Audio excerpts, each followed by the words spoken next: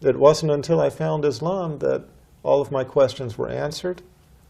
And it wasn't until I found Islam that peace entered my heart, and I realized that this was where all of the pieces of the puzzle came together.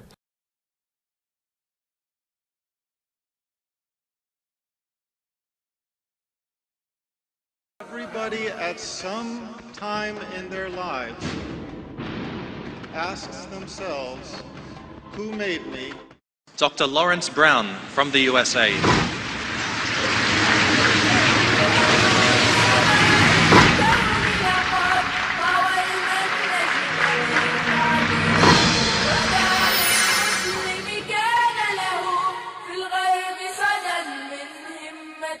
Let's talk about people are excited, because you mentioned the word excited. I'm sure they're excited to hear how you came to Islam. Talk about this. Talk about your past religious experiences and what led you to Islam. Sure. Actually, you know, it's kind of a fun topic for me because most people assume that I was Christian before I became Muslim. Mm-hmm. And I have to correct them. I have to tell them no. I was trying very hard to be a Christian. I had tried for many years to be a Christian in many different ways, and it just never worked out for me. And I get a lot of funny looks when I say that. But the bottom line is that what happened was that I started on a spiritual search about 19 years ago. I had a daughter who was born with what's called a coarctation of the aorta. It's a lethal problem, meaning that a child born with this condition most often dies, and they usually die in a particularly bad way, meaning that they have open heart surgery, and then a few years later they repeat the open heart surgery, and then a few years later they repeat it. As the child is growing, they have to increase the size of the graft, and in the end these children die. So this was the first time when I got the news of her condition. This is the first time in my life I felt I had no control. I couldn't do anything about this situation. Every time before in my life, when there was a problem, I dealt with it on my own. If I needed more money, I worked harder. If this needed fixing, I found somebody or I fixed it myself, etc., etc. And everybody knows what I'm talking about. When this baby was born, her name was Hannah, she went straight to the intensive care unit. Her body from here down was almost the color of my suit, closer to the color of your suit, just kind of a dusky gunmetal blue, because her body was not getting oxygen. Her body was literally starving in front of our eyes. Oxygen starved in front of our eyes, and that part of her body was literally dying. And when I saw that, like I said, it was the first time in my life that I needed to turn to some greater power. I was atheist up until then. I had been raised in a family that was basically Quaker, one of the Protestant sects, but not practicing. And I myself had never taken on any religion. So I had to leave the intensive care unit because they brought in a team of doctors, a team of specialists in the field. And while they were doing their thing, I just went to the prayer room. And for the first time in my life, I really prayed. And I prayed kind of the typical atheist prayer. There's a prayer called the prayer of the skeptic. The prayer of the skeptic goes like this: "Oh God, if there is a God, save my soul, if I have a soul." Yeah. Okay, that's the prayer of the skeptic. And most atheists, when they pray in this way. They say, "Oh God, if you are there," you know, because they're not quite sure.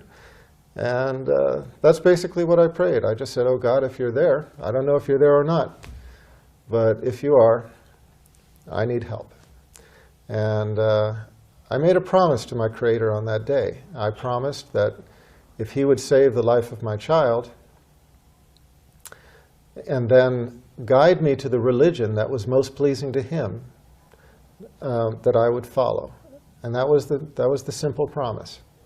And I was only away for maybe about 15 or 20 minutes. But when I went back into the intensive care unit, my daughter was on the other side of the intensive care unit. When I entered the door and looked across the room, the doctors raised their faces from my daughter. And I could see right away something had changed. Their faces were mystified, as if they didn't really understand what was going on, maybe a little bit shocked. When I walked up to them, they simply told me that she was going to be okay, and that she wouldn't, she wouldn't die. And sure enough, she went back to being a completely normal child in all respects. I mean, normal quirks, but completely healthy. She didn't have surgery. She didn't need medication. Just her condition completely reversed. And here's the thing. We had an ultrasound film of her heart beforehand. And we had an ultrasound film of her heart after. And before, she had the problem I told you about. After, it was completely gone, stone cold normal. And the doctors, I remember the doctors sort of went through an explanation, trying to make sense of it to me, trying to make sense of it to themselves. And I feel that they bought that explanation. But I remember standing there looking at them just thinking, I know that explanation works for you, but it just doesn't work for me. And I prayed this prayer. And I just have to believe that this was the hand of my Creator. So I knew He had made good on His promise, and I had to make good on mine. So that started me on a religious search. And I thought I would find the truth in Christianity. I studied Judaism first. That led me to studying Christianity. I thought I'd find the truth there for years. Years. I tried to convince myself. I tried to become Christian. I went to Seventh-day Adventist, Mormon, Quaker, Southern Baptist, Roman Catholic, Greek Orthodox.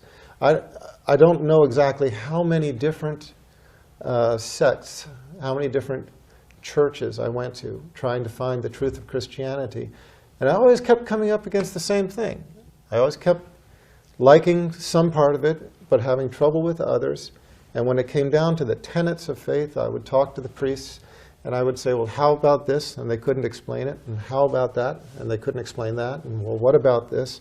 And they'd kind of shrug their shoulders, and I'd just say, well, thanks anyway, and move on to the next congregation. It wasn't until I found Islam that all of my questions were answered.